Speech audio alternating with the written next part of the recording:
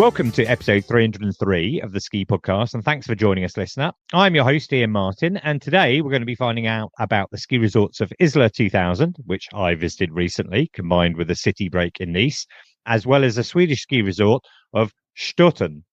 We're also going to hear about a new project to improve outdoor clothing for disabled people, and we'll hear how the recent SIGB ski test went with our equipment expert, Al Morgan. Add in our regular snow reports, an Olympic catch-up, and your feedback, and that's today's show. But before we meet today's guests, I'd like to thank Trysil for sponsoring the Ski Podcast and making this winter's episodes possible. If this is your first time listening, I strongly recommend you catch up with some of the great conversations we've had about Tyrol this winter. Whether you want to know about Innsbruck or Ischgl, the Ski Welt or Surfhouse, and plenty more in between, it's all in our back catalogue to catch up with. I've really enjoyed this series of episodes and finding out more about an area I thought I knew pretty well already. But let's meet today's guests. My first guest joins me for her first time on the show. It is Unparalleled founder, Alice Sainsbury. Hi, Alice. How are you? Hi, yeah, really good. Thank you. Yeah, great to be here. Oh, whereabouts are you today? So I'm currently in Cornwall in the UK, and then later on today, I'll be back up in London. Oh, and shortly, as we'll discuss later, you'll be on your way to the Paralympics out in Italy. So we'll discuss that more in due course. It's a second appearance on the show for today's other guest. He was last with us in episode 221, discussing skiing in Sweden. There was so much to cover. I've asked him back to join us again. Welcome to Ben Nyberg, a managing director at Ski Scandinavia. Hi, Ben. How are you? Hi, Ian. Yes, very good. Thank you. Thank you for having me back on the show again. Oh, and whereabouts are you today? Today, I am in the ski resort of Stöten in Sweden. Okay, was my pronunciation correct then, or close to being correct? It was close. It was very close. It was a good effort. Excellent. And how's the snow looking out of the window? Can you actually see it out the window where you are? I can indeed. Absolutely incredible. It's pristine snow conditions, bright blue skies and sunshine. It's probably the best day to be out skiing so far this season, I think. Okay, well, we won't hold you up too long then. But a question I always like to start off with my guests is to ask you when you skied or snowboarded last. And for you, Alice, when was that? That was probably about 3 weeks ago in Courchevel. We were doing some testing for the Unparalleled project. And since my spinal cord injury, I actually hadn't tried skiing. I'd tried cross-country skiing, but not skiing. So this was my first time trying adaptive skiing, which was really exciting, and first time on a sit ski as well. So yeah, it was amazing. Right. Okay. I'm interested to talk more about that. I think in France, they often refer to it as handy ski. And I think Courchevel is one of those resorts that maybe specializes in it. They have a lot of lifts that are suitable for handy skis. Is that right? Yeah, I'd say because they've got more bubble lifts, it's easier to get a sit ski in. It takes a bit of oomph and a lot of physical power to get them in the lifts. But yeah, I mean, the staff there are amazing at slowing the lifts down, ushering us forward, making sure that no one's trying to skip the queue and push in front of us when we're trying to get a sit ski in. So yeah, pretty good. And if you went 3 weeks ago, I'm guessing then that you arrived in between the massive snowstorms that are going on. So maybe you had good snow and nice weather. Yeah, we had that really beautiful, crisp, but very icy without snow at the beginning of the week, which was fantastic for filming because we were also filming. It was the last couple of days that dump started coming in and it was just, yeah, amazing. But a whiteout. Yeah. And Ben, what about yourself? You're living in a ski resort. You're on a ski resort right now. So was it yesterday when you were last on snow? Absolutely. It was yesterday indeed. We ventured over the Norwegian border, actually, to Trysil in Norway for a day of skiing. So, yeah, literally on my skis yesterday. Oh, and what were conditions like in Trysil? Fantastic. Same again, blue skies and sunshine. It actually snowed the night before, so it was fresh powder, some good off-piste, great on-piste, and yeah, just absolutely fantastic. Well, I guess, listener, you're probably aware that it has been snowing very heavily in the Alps at the moment. Unfortunately, there have been a number of fatalities. The avalanche danger is very high. But let's listen to some snow reports from some of our regular contributors. We have Tim Hudson from Inspired Italy in the Dolomites, Jen Tsang from That's La Plagne in La Plagne, and Andy Butterworth from Kaluma Ski in St Anton. Buonasera, Ian. Tim Hudson from Inspired Italy, reporting in from the Val Gardena in the Italian Olympic Dolomites. I've been out skiing all day with some clients, and I can tell you that it has been a bluebird day. Well, maybe with the exception of the last 45 minutes. I'll tell you more about that in a moment. The slopes are in fantastic condition, a great solid base with a little bit of loose stuff on the top, so just absolutely perfect. And relatively speaking, given that this should be the busiest week of the year, things are really quiet, and that is the Olympic effect. What seems to have happened is that people have judged that the Olympics would make the area super busy, which of course in the Val Gardena is not the case, because the Olympics are in Cortina, some 20 odd miles away, although there are areas like Predazzo that are also affected. But, you know, essentially, yep, people have decided that the Dolomites was not the place to go skiing during the Olympic period. So good for you if you're here and you are coming. And even better news is that starting at about 8 o'clock tomorrow morning, we are expecting somewhere between 20 and 40 centimetres of fresh snow over that 24-hour period. And the following days looking like bluebird days as well. A little bit warmer than it's been, but all setting up for a fantastic end to the season. Tim Hudson signing out from the Dolomites. Ciao. Hi Ian and the Ski Podcast. It is great to be coming to you again live from the slopes of La Plagne. This is Jen from That's La Plagne, and I'm here to tell you about the snow conditions in resort currently. And I mean, wowee, I really just do not know where to start. It has been an absolutely incredible 10 days of snow, to the extent where last week we had so much snow and so many strong winds, high winds in the resort, that we had the unprecedented decision made to actually shut the resort on Thursday last week. I've been here a long time, and I've not seen the resort take that decision in advance of a day to actually shut the lifts. But the winds were incredibly high. The avalanche risk hit 5 out of 5, and with the amount of avalanche related deaths that have been across the Alps this winter, it seemed like a very sensible decision. We saw the lifts opening slowly on Friday morning, and then throughout the rest of the time since then we have had the lifts open and running. However, we've had incredible amounts of snow falling, so easily over a metre of snow at Plagne Centre level, which is about 2,000 metres, and much higher up high. We haven't seen the glacier open, which is up at 3,000 metres, because the snow hasn't stopped to stabilise the area. So I'm very excited to see that open up, hopefully towards the end of this week. I am sat here on the side of a slope in some beautiful sunshine right now, and this is our calm in between yesterday's storm and snow coming in again tonight and tomorrow. So it has been a very exciting few days. Like I said, avalanche risk is still 4 out of 5. The snow conditions are incredible. There's knee-deep powder just on the sides of the slopes where I am right now, and it is just fantastic. It is busy because it's probably half term, but there's so much snow and there's so much fun to be had. So this has been Jen, hot from the slopes in La Plagne. Take care, and I'll see you on the slopes soon. Hi everyone, hi Ian. This is Andy over in St Anton. A very snowy St Anton in the middle of February, in the busiest week of the season, and thank God we've got the snow. We didn't really have such a big snowfall for a long time, certainly not in over a 48-hour period, where it was probably knee-deep in resort. The higher areas in resort, sort of like knee-deep, 40-50 centimetres of snow, was quite amazing. That's pushed our snowfall up on the mountain, on top of Galtzig, which is about just over 2,000 metres, to 182 centimetres, which meaning the top of Veluga is way over 2 metres now. The snowfall has been tremendous. It's been proper alpine winter storms. It's been great to see. And given that the Austrian Alps certainly hasn't really had much snowfall since the start of December, we've had coverings through January, but nothing like this. This is the first real mega dump of the season. So everyone in resort is buzzing.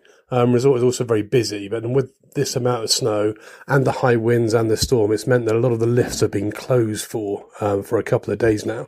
But with the weather warming up slightly, the avalanche danger has been a little bit high.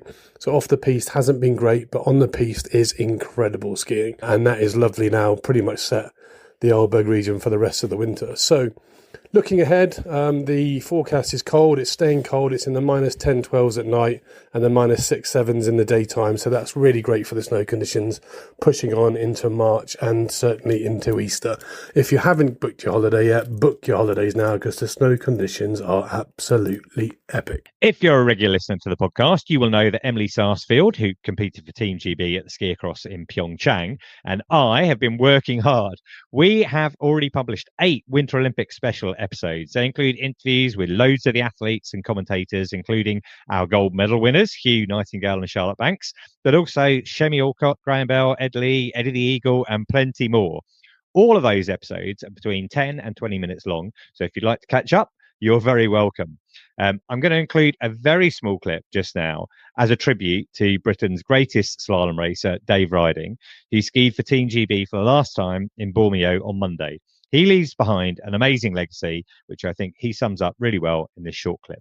I will never stay the most successful British skier. I'll guarantee you that. And the next generation are ridiculously good, but I will always be the first one to get the win. And so I'm really proud of what I've been able to sort of push the bar to in British skiing, and then I can leave it to the next generation to take it further. If you'd like to know more about Dave, I suggest you listen to episode 199. We still have 2 more episodes of the Winter Olympic specials to come on Friday, and then wrapping up with our final episode on Sunday. So make sure you subscribe now so you don't miss those. Now, if you've been listening to those special episodes or following me on social media, you'll know that last week I took the night train from Paris to Nice, spent a day in Nice, and then went up to the ski resort of Isola 2000. I'm going to be writing up the trip for an article for The Telegraph, but I do want to mention it now as well, because it was such a great trip, and it's one that I would highly recommend. You obviously don't have to take the train, but regular listeners will know that I have taken the flight-free UK pledge for the last couple of years. If you'd like to know more about that journey itself, I've written it up on Ski Flight Free, and I'll put a link in the show notes. As far as the journey goes, I know the night train isn't for everyone. Some people don't want to share a couchette, or they're worried if they're going to sleep okay. That was actually my 10th night train in the last 3 years, so I guess I'm getting used to it now. But the Paris-Nice train is a special one. It's my 3rd trip on this route, and it's so worth it for the views along the Côte d'Azur in the morning.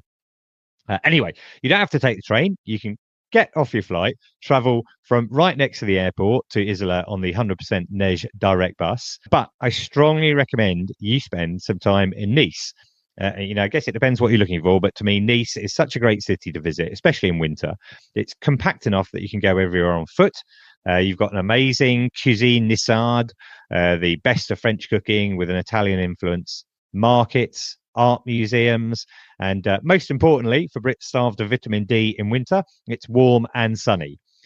Now, there's a long historical connection between the British and Nice, so I spoke to Caterina Prochilo from the Nice Tourist Office to give me some context to that history. So I'm here just now with Caterina Prochilo from the Nice Tourist Board. I wanted to say thank you so much for showing me around the city. I found it really interesting to find out much more about the long British connection with the city, because the first tourists really who came here were from Britain. Yes, exactly. And yes, it's true. We have a very great connection with the British because the first tourists came here to spend the winter. It was a British aristocracy.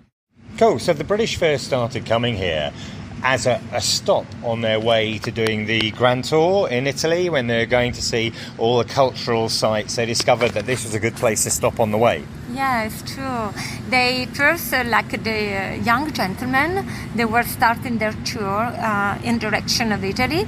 Little by little, actually, there was a gentleman called Smollett that came here to spend the winter, and he started writing many letters to his peers. He wrote that the landscape was fantastic, the city beautiful for the winter, was always sunny, and you have the hills and the sea, so it was a great place to live here. Yeah, well, he was right about the climate, because we're here in February right now. For me, from the UK, I'm here in a t-shirt. As a local, you got your coat on, but it can be 17 degrees in winter. So you had more and more British people starting to come. And very famously, on the front of Nice, there's a long walk called the Promenade des Anglais. And that was created for the British literally to be able to walk across along the front, because there was nothing there before. No, there was the sea and it was dust, so it was very difficult for the British aristocracy to work. And so the Anglican priest decided to sponsor the Promenade des Anglais to let the British aristocracy to walk on the promenade. And so thanks also to the British aristocracy and so now there's effectively been UNESCO recognition of that heritage of Nice. What's the actual expression in French? In French is Nice, ville de villégiature de la Riviera. So it's a Nice winter resort city. We got this inscription thanks to the 200 years of an incredible architecture that you find only here, and landscape and gardens. Yeah, well, I think it's so interesting that there is this celebration of Nice's position as a winter destination, because, you know, from my experience of having come here just now, what a fantastic opportunity to come here, see the city, delve into its history, and then go skiing as well. So that's brilliant. Merci bien. Merci et heureuse de vous revoir. So after Nice, I went to Isola 2000. I have to say, I was so impressed. There's obviously a clue in the name. It's high at 2,000 metres, has a great snow record. In fact, they're currently in the middle of their best season for 8 years. The resort is modern. Reminded me a lot of Plagne. All the main apartments, shops and hotels are connected. It's very easy to keep your orientation, as you can pretty much see the resort wherever you are. It's a decent ski area, 120 kilometres apiece, mainly blues and greens, brilliant for families, but there's some great skiing for good skiers. I was lucky enough to go out ski touring with a guide, Manon Innocenti, and oh my God, it was brilliant. We climbed for an hour and a half, and boom, a perfect pitch of untouched powder. It was so good. As soon as we got to the bottom, we went back up again. So for me, Isola 2000 ticks so many boxes. If you have young kids and you want a nice, safe place to learn to ski with a short transfer, then it works. And if you're a bit more experienced and you want to combine it with something different, then try it with a city break in Nice. And actually, I spoke to a few Brits who I met out there, and they said to me, please don't tell people about Isola. It's our secret. So sorry about that. Right, let's move from the Côte d'Azur to Scandinavia. We're lucky enough to be joined by an expert on the area today. Ben, you sound very British, but there's a clue in your surname, I think, Nyberg. Do you have family links with Scandinavia? I do indeed. I have family based in Norway. So there's a strong connection there, and my wife is Swedish. So it's but both sides of the Scandinavian border, and a place that I've been traveling to my entire life, and it's home. Evidently, you're very close to the Norwegian border. You skied over there yesterday, but we'll come to the resort itself shortly. I just wanted to ask you about how long you've been running the business Ski Scandinavia. Yeah, we started in 2001 with our first guests arriving that year. And obviously, we're now celebrating 25 years in Scandinavia. Fantastic. And I'm interested, in that period of time. I think the volume of skiers going from Britain to Scandinavia is relatively low, but there's a sense that Norway and Sweden are experiencing a surge in interest from British skiers. Have you seen that? I mean, evidently you've been in business for a long time, but have you seen an interest in more recent years? I would say that's true. There's definitely more of an uptake for skiers and snowboarders looking for something different. The sort of the kind of holiday that you can get is very different to sort of the mainstream Alps experience, and that lends itself very well to skiers that want to just discover something a bit different. And what we found indeed is that so many come over to try the Scandinavian experience, but actually enjoy it so much they come back year after year.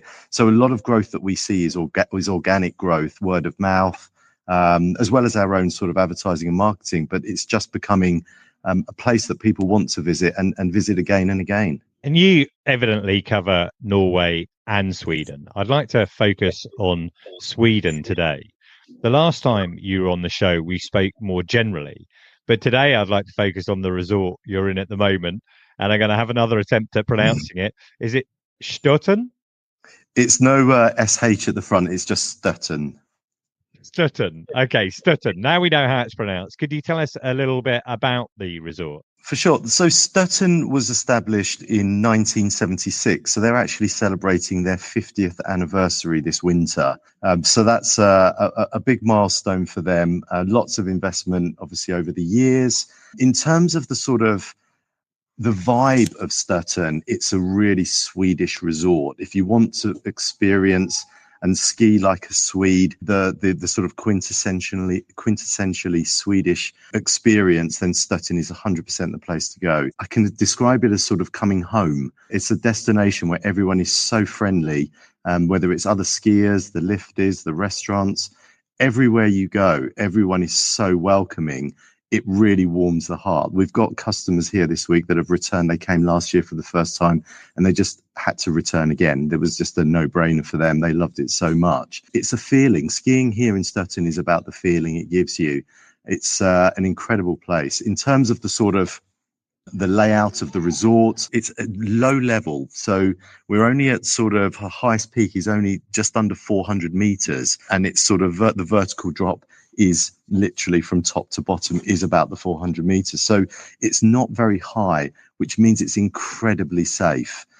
So for confidence building, for a relaxing time on the slopes where you're not sort of terrifying yourself. And of course, it's got the longest slope as well in the region, which is about 3 kilometers long. So overall, for a visitor coming to ski in Stöten, in Sweden, it's just that very laid back vibe. And you actually go home from the ski holiday feeling uber relaxed. Can I ask a couple of questions? A few thoughts have come to mind as you've been speaking there. I mean, firstly, we're talking today in the middle of half-term week. And it struck me when I was looking around at Stöten before we spoke, that it does seem particularly good for families. You talk about the vertical drop not being overwhelming. The type of skiing that's on offer there, is it more suitable for beginners, lower intermediates? I would say it's got a good range. It definitely lends itself to sort of beginners and intermediates. But having said that, there's some good range for some good tree line skiing for off-piste. It's very accessible using the lift system, so no need to hike. If there is a mixed ability group, so for example, maybe the children are beginners, mum prefers to stay on the piste and dad wants to push himself a bit harder, you've got the full range there. It will satisfy every single sort of level of skier. To put it in context, what is the kind of size of the ski area? So it is a compact ski area, which again is a positive in the sense that you will always find your way home.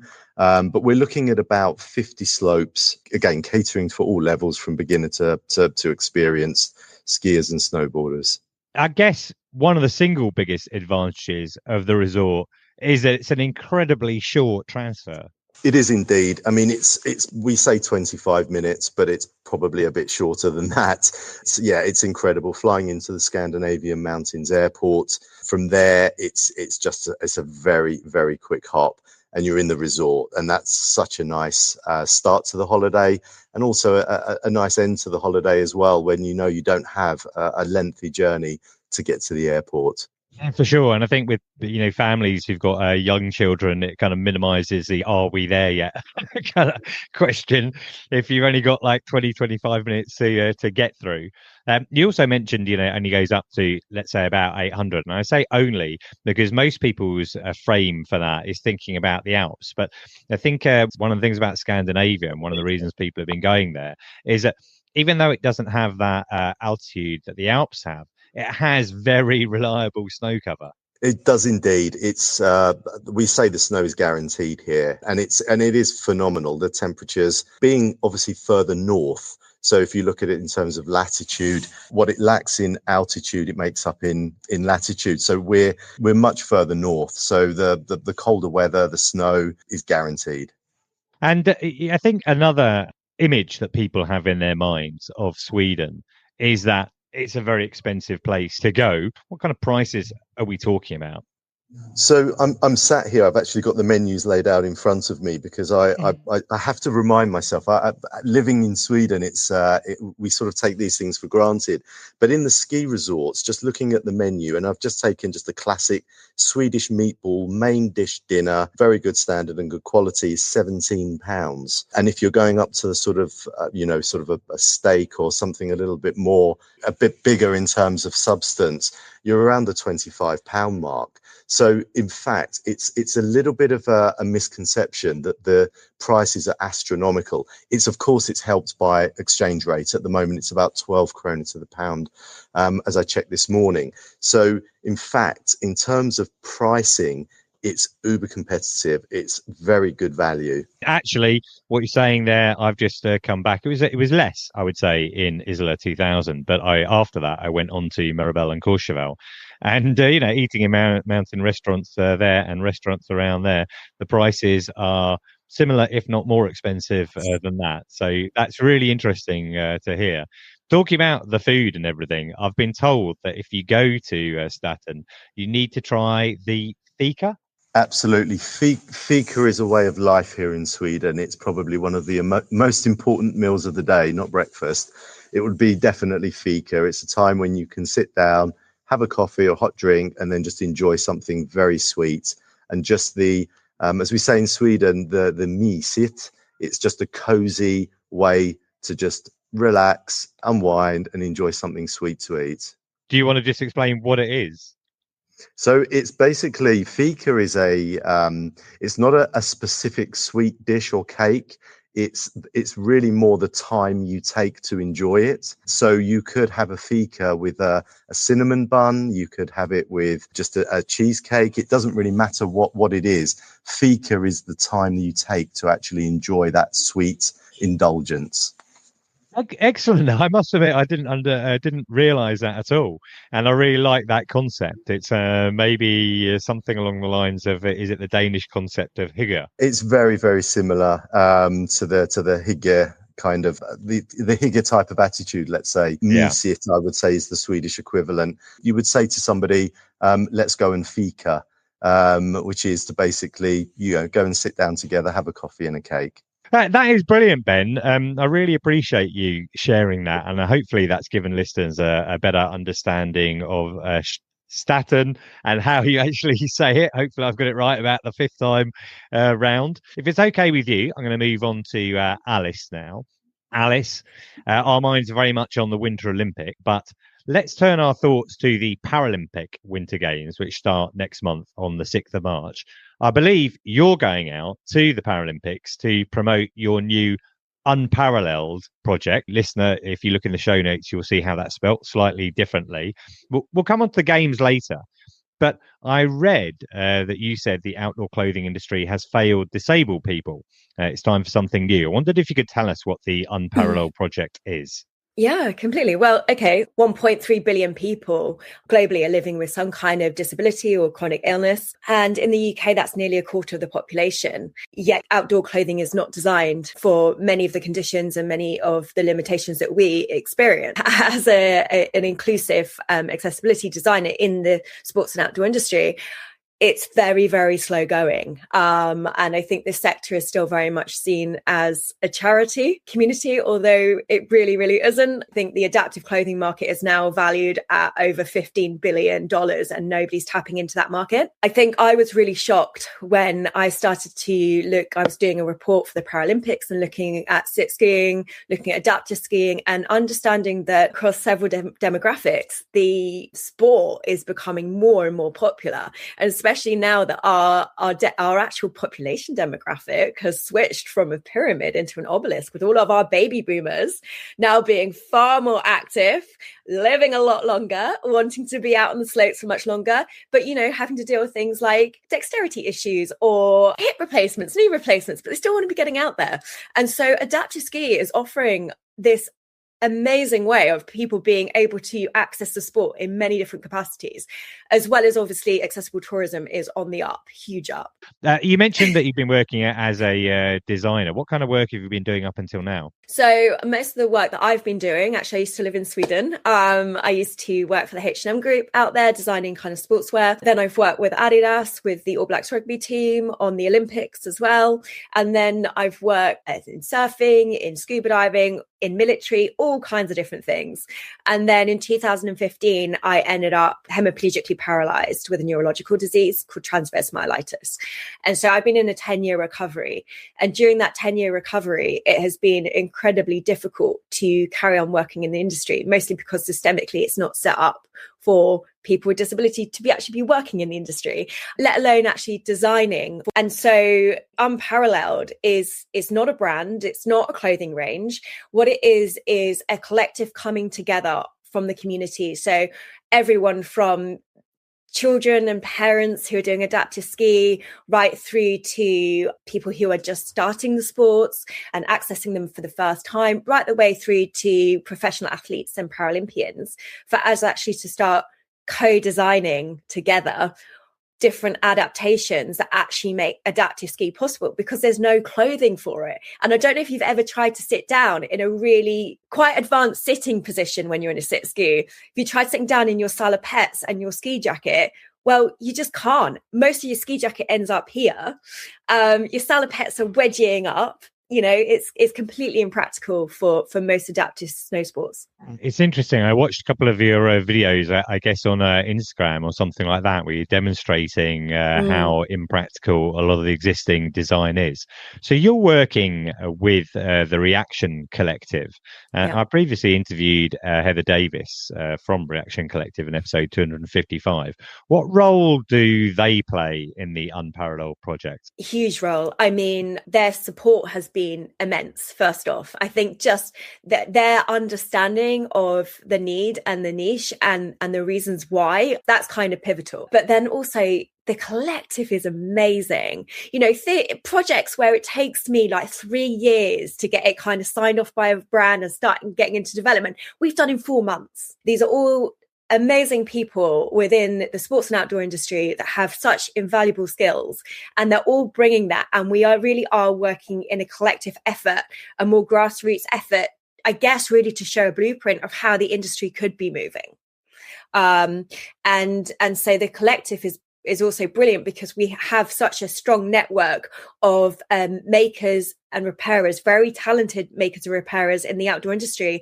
And so we are very quickly able to put these adaptations into prototyping, testing them like we were in the Alps recently. And it means that we are expediting that whole process that a brand would have to do. If listeners haven't listened to that episode with Heather, the Reaction Collective is really about, well, I guess the long-term goal is probably minimizing carbon emissions, but it's improving and increasing the lifespan of garments. Mm-hmm. So in that context, a number of jackets have been donated and then shared or repurposed. Is that what's happened? Yeah. So let's take yourself, for example. Imagine that you've got all your gear, you love your gear, and you have an accident tomorrow. And you think, do you know what? Instead of having to sit looking out the window, out the slopes, I want to be getting out there, but my kit just isn't quite up to par. We would take your existing kit and we would actually start adapting your kit straight up. And when we adapt, we can adapt for different situations. So Fee, who we've been adapting for, she sits skis, but she can kind of stand up and walk around. So this jacket adapts with her, whether she's standing or whether she's sitting down. So we would actually start working with your gear rather than you having to go, oh, great, I'm going to have to throw this away and get something else. We can adapt your gear straight up.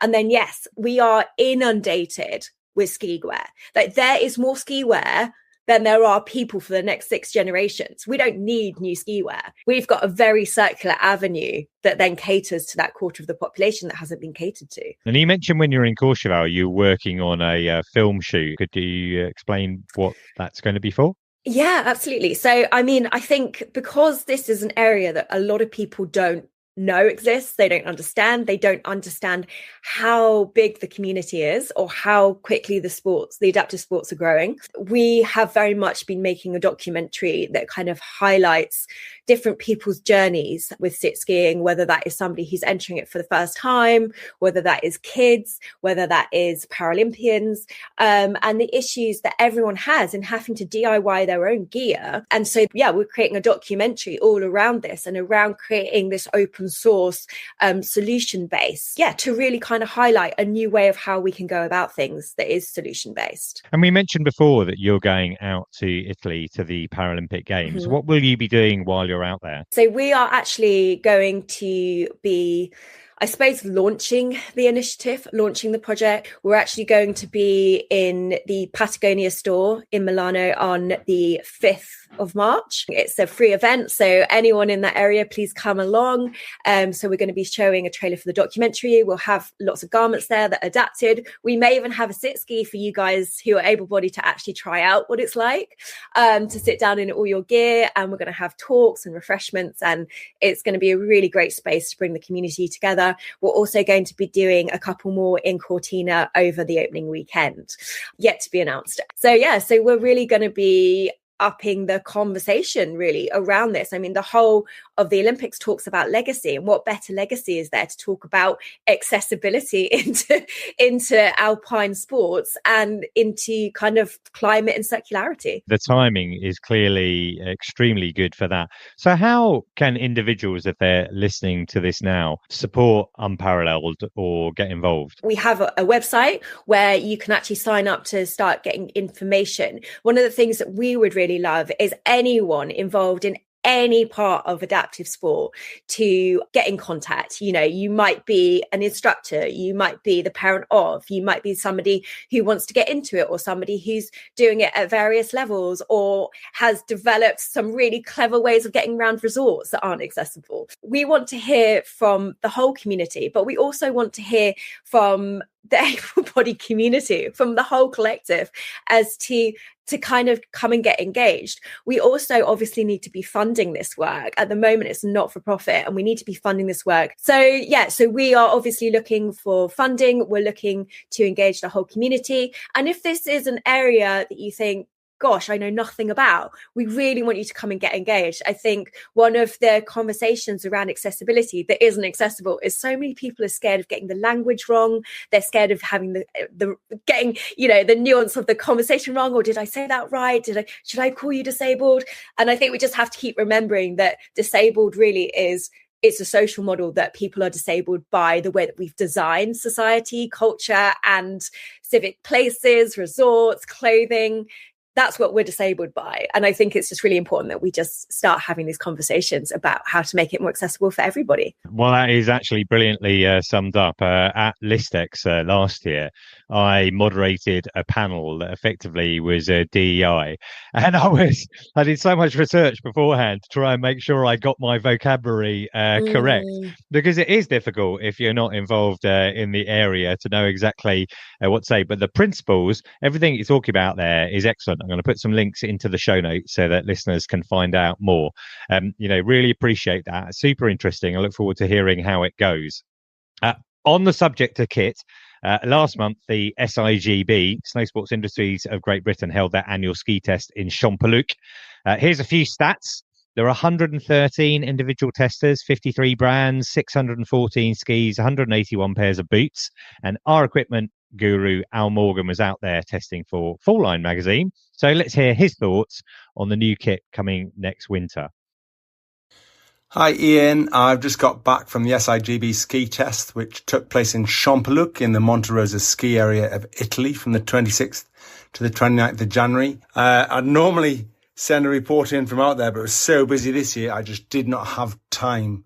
I've not actually been there before, and that area is amazing. It's truly stunning. It's got such a raw, natural beauty because of the rugged high mountain terrain. And I was really, really pleased to have some extra days out there to test some backcountry specific kit. I was out with Andy Townsend of Infinity Mountain Guide, who's 4 Line's backcountry editor.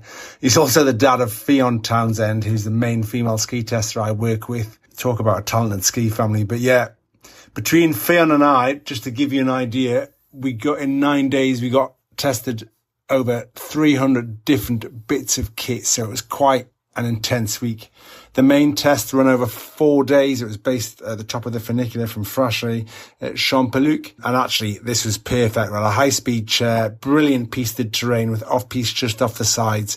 So you could test pretty much every category. We also got some fresh snow on the way out, as well as about halfway through the week. And this was interspersed with sunny days, so it was pretty ideal. Testing wise, I was testing kit for you for the Ski Podcast, as well as for the Telegraph, and of course for Four Line Skiing magazine. So I was testing with 8 others for that mag.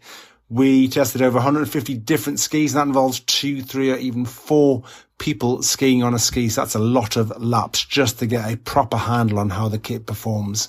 And it wasn't just skis either. We were testing bindings, boots, socks, footbeds, clothing, helmets, goggles, backpacks, avalanche kit, basically everything and anything we could do and test regarding skiing. It's the most varied selection of kit that I've ever seen out at test, and it was absolutely superb. So a massive thank you to everybody that put in effort to get kit out there and to organise the test. So on to the exciting stuff. What's hot? Well, yeah, I'm not going to spoil all of next season, but boots wise, there's quite a lot going on. Salomon has really changed boot construction, I suppose, with their new S Pro Alpha C, which they've actually already released in limited quantities. And here they've removed the pivot on the inside, on the medial side. So you get real drive into this ski at the start of the turn. So this is a bit like giving power steering to intermediate and advanced level skiers. Atomic's releasing a rear entry boot called Nexus. And this was a real surprise. We're often a little nervous on our rear entry boots may ski, but this gave a really good skiing sensation as a fantastic liner. Head's been tweaking boots. They use dual boa on their new Caliber Pro boots, but instead of having one dial on the bottom of the boot and one on the cuff, both dials are on the cuff, so you can adjust the tension over the foot and over the leg from a very similar location. Scarpa's also put a dial in a similar location, but it only closes over the foot in their new F1 RS touring boot. All the other F1 boots are for pins only, but this will actually work in multi-norm and touring bindings because it is a touring norm boot. With Nico Schirmer, they've also developed a limited edition Quattro Pro, a boot which I adore, that Quattro Pro boot, but it's got a different colorway and some tweaks specific for his skiing. So that's pretty cool. There's loads more boot updates, which I'll not necessarily go into. So Skis Black Crows has a new Vena core to sit alongside their Mirrors core. And we lovingly referred to this ski as the banana ski because it's pretty bright yellow and has a massive sweep at the tip and tail. They've also updated their Freebird touring skis, which are sensational. And I think the Camox is going to be a real hit. Head had an interesting test. They've got a new Discovery All Mountain ski and it came serviced. Basically, it had no base bevel on the side edge and it was just skied terribly at first. So it gave them a bit of a headache, but they sorted that. And that new Discovery ski, when it's serviced properly, is absolutely phenomenal. Rossi's got a load of new Hero products. So that's brilliant. And actually, no surprise given this is an Olympic year. And actually what was brilliant, Zag, who've not been at test for many years, were out there. They've got a new lead ski designer that's come over from another major ski brand. And the new kit from Zag is very, very impressive. If anybody knows K2 Mindbender skis, they've got new constructions for next year. Again, just superb in an array of widths, and we absolutely love them. If people have listened to the podcast in the past, they'll know of the Nordica multi-pista skis. So that range has expanded as well as multi-gara. So fantastic piste skis there. Armada has already done an early release of their antimatter skis, but at test was the first time that we used them and they blew us away in the 92 and the 100 widths. I mean, they were just superb. Blizzard often makes really beefy performance punchy skis, and they've got a new canvas which they claim is the least Blizzard, but actually it still has that brilliant feel, but it doesn't have the big strong laminates that you see in some of their others, so it made it a really fun, versatile ski. And then Faction, their Dancer 79 that they had for this year, they've expanded that range, so they've changed what were the Dancer 1 and 2, so there's now an 89 and a 99, and they come in metal and non-metal laminate versions, and they are absolutely brilliant. The bases look outstanding and they ski superbly well. So there's loads more I could talk about, and that's probably more than enough already, but we'll be covering a lot of it for next season. So much for a quick summary. So anyway, I hope that gets you and the listeners excited about what's to come, and I just wish everybody a fabulous rest of your winter. Thanks, Iain, and I'll see you soon. So it's interesting, having just had that conversation with you, Alice. I wonder, with the trajectory that we're on, if you think that it's inevitable in due course that they'll be testing for adaptive equipment at these type of events. There has to be. I mean, you do know what's crazy is like having this conversation on another podcast yesterday. And so, yes, we really, really need to start taking this a lot more seriously. And that is really interesting. Clearly, it's going to develop significantly as time passes. Incidentally, listener, if you're new to the show and you want to hear more from Al, we deep dive into the best new skis, ski boots, helmets, goggles, gloves and socks each autumn. So I'll put some link in the show notes and you can listen to some of our more recent episodes. Talking of episodes, if you've enjoyed this one, or even if you didn't like it, I'd love to know. You can leave a comment on Spotify, Instagram or Facebook. Our handle is @theski_podcast, or drop me an email to theski_podcast@gmail.com. You can also follow us on WhatsApp for exclusive material released ahead of each podcast. Look in the show notes for that link. We've had one bit of feedback since the last episode. Glyn on YouTube said, I really enjoyed your interview with Tim Wall. That was episode 299. I discovered the ski lodge in its first year, stayed in Latania for the last 27 years, including many full seasons. Got to know Tim and Debbie pretty well. Wonderful people and hosts. Thanks for that, Glyn. There are now 303 episodes of the Ski Podcast to catch up with, and I had a look at the stats. 201 of those were listened to in the last week alone. So if you would like to get some insight into a particular destination, listen to an interview with an athlete, or find out about the latest kit, just go to skipodcast.com, have a search around the tags and categories, and you're bound to find something of interest to listen to.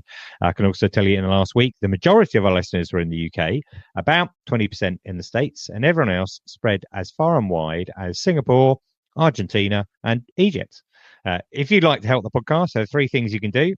Follow us or subscribe. You can give us a review on Apple Podcasts or leave a comment on Spotify. And if you're booking ski hire this winter, don't forget, you can get an additional discount if you use the code SKIPODCAST when you book at insportrent.com. I'll put a link in the show note for your discount to be automatically applied. Right. I'd like to thank my guests for today. Alice, thank you very much for joining us. Yeah, no, thanks for having me. It's been really great to have this conversation. So thank you. Excellent. And Ben, thank you. Absolutely my pleasure. Thank you, Iain. I would like to thank Tyrol for sponsoring the podcast. And finally, listener, thank you for joining us wherever in the world you're listening right now. And until next time, goodbye.